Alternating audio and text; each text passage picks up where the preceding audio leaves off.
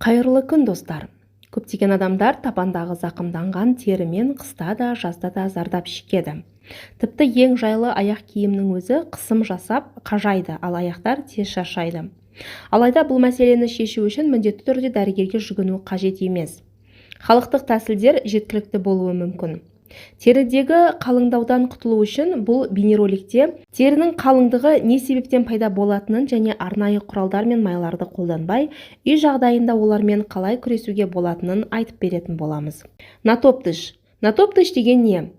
Бұл табан терісінің жоғарғы қабаттарының қалыңдап қатайып кетуі. Олар ұзақ қысымнан, аяқ киімнің қажауынан немесе үйкелістен пайда болады.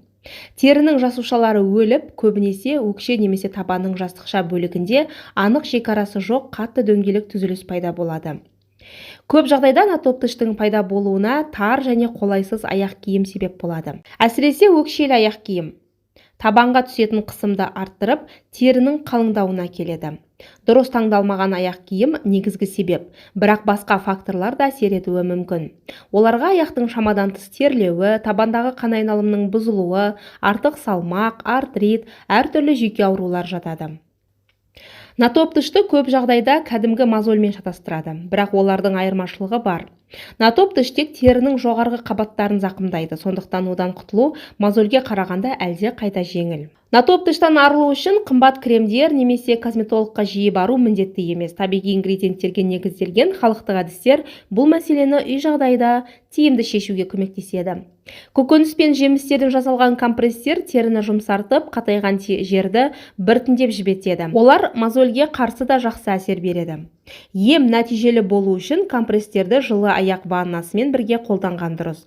Ал косметологқа жүгінсеңіз, толық нәтиже алу үшін бірнеше сеанс қажет болады. Халықтық әдістер арзан және қолдануға оңай. Бірінші әдіс – пияз компрессы. Пияз натоптыш пен мозольге қарсы ең тиімді құралдардың бірі.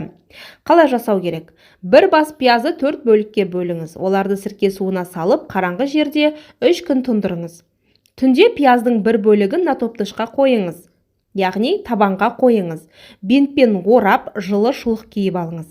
Таңертең аяқты жақсылап жуып, жұмсақ щеткамен немесе пемзамен ақырын ысқылаңыз. Одан кейін табаныңызды талькпен немесе балалардың присыпкасымен құрғатыңыз. Бұл процедураны күн сайын 1 ай бойы жасау ұсынылады. Екінші әдіс – сарымсақ компрессы. Пияз сияқты сарымсақ та қатайған теріні жақсы жұмсартады. Сарымсақты қабығымен бірге пеште жұмсарғанша пісіріңіз. Езбе жасап, алынған қоспаны табанға жағыңыз. Бинтпен немесе пластырмен бекітіңіз. 1 түнге қалдырыңыз. Компресс алдында аяқты жылы тұзды суға булап алу әсерді күшейтеді. Өңделген жерді қатты ысқыламау керек. Тар аяқ киім кимеу өте маңызды. Үшінші әдіс – картоп компрессы. Картоп компресстері де табанға, мозольге жақсы әсер етеді. Ол қатайған теріні жұмсартып, біртіндеп қабаттың жойылуына көмектеседі. Картопты аршып, жақсылап жуыңыз. Ұсақ үкіштен өткізіңіз. Алынған массаны табанға қалың етіп жағыңыз.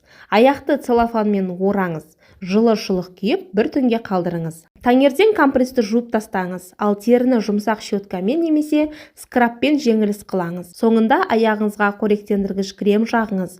Төртінші әдіс – томат пастасы. Томат пастасынан жасалған компресс теріні ылғалдандырып жұмсартады. Табанға томат пастасын жағыңыз. Сыртынан пакетті киіп, бинтпен ораңыз. Жылы шұлық киіп, 1 түнге қалдырасыз. Бесінші әдіс – лимон. Лимон қышқылы қатайған теріні жылдам жұмсартады. Аяқты жақсылап булаңыз. Лимон тілімін проблемалы жерге қойыңыз. Бекітіңіз, шұлық киіңіз және де 1 түнге қалдырыңыз. Таңертең тері жұмсарып, оны пемзамен оңай алып тастауға болады. Алтыншы әдіс – прополис. Прополистің артықшылығы ол басқа өнімдерге қарағанда әлде қайда тез әсер етеді. Бірақ бұл тек жаңа прополиске қатысты. Ең бірінші прополисті ұсақтап алыңыз. Табанға жағып бекітіңіз. Күні бойы солай жүріңіз. Түнде аяқты булаңыз. Бұл процедураны күн сайын орындаңыз. Бар болғаны 1 аптадан кейін табандарыңыздың қалыңдаған терісі толық жойылуы мүмкін. Жетінші әдіс – май компрессы. Майлы компресс үшін кез келген май жарайды. Ас әзірлеуге қолданатын өсімдік майлары, косметикалық майлар, тіпті е дәрумені қосылған майда болады. Май аяқтың табанына жан-жақты әсер етеді. Табандағы қалыңдаған теріні жібітеді, жарықтарды жазуға көмектеседі. Қабыршықтануды азайтады, теріні нәрлендіріп ылғалдандырады. Ең пайдалысы суық сығымдалған бірінші сығым майы. Компресс жасау үшін табиғи материалдан тігілген шұлық қажет. Ең дұрысы мақта. Шұлықты майға малып, аяғыңызға киіңіз. Оның үстінен пакетпен орап, тағы бір жұп шұлық киіңіз. Осы күйде түнімен ұйықтаңыз. Таңертең майды жылы сумен жуып, табанды жұмсақ щеткамен жеңіл ысқылаңыз. 8-ші әдіс шөптер. Кейбір шөптер теріні жұмсартады, дезинфекциялайды және жараның жазылуына көмектеседі. Бірінші шөп чистотел жапырақтары. Жапырақтарды өте майдалап турап ботқа күйіне келтіріңіз. Оны табандардың қалыңдаған терісінің үстіне жағып түнге қалдырыңыз. Бақбақ, одуванчик шырыны. Бақбақтан шырынын сығып алыңыз, аяққа жағыңыз. Түнге қалдырыңыз. Табандағы қалыңдаған тері мен аяқтағы мозоль кеткенше күн сайын жағу керек. Алоэ. Алоэ жапырағын екіге бөліп, шырыны шығатын жұмсақ бөлігін табанға қойыңыз. Бекітіп, үстінен пакет пен шұлық киіңіз. Таңертең қатайған теріні щетка немесе пемзамен ақырын ысқылаңыз. Процедураны 1 ай бойы орындауға болады.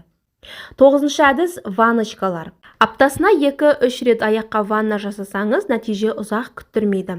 Егер ваннаны компресспен бірге қолдансаңыз, табандағы қалыңдаған тері мен мозоль бірнеше күн ішінде ақ кетуі мүмкін. 2 литр ыстық емес жылы суға 20 грамм кір сабын мен 1 шай қасық нашатыр қосыңыз. Кір сабынды алдын ала үккіштен өткізу қажет. Аяқты бұл ерітіндіде кем дегенде 40 минут ұстаңыз.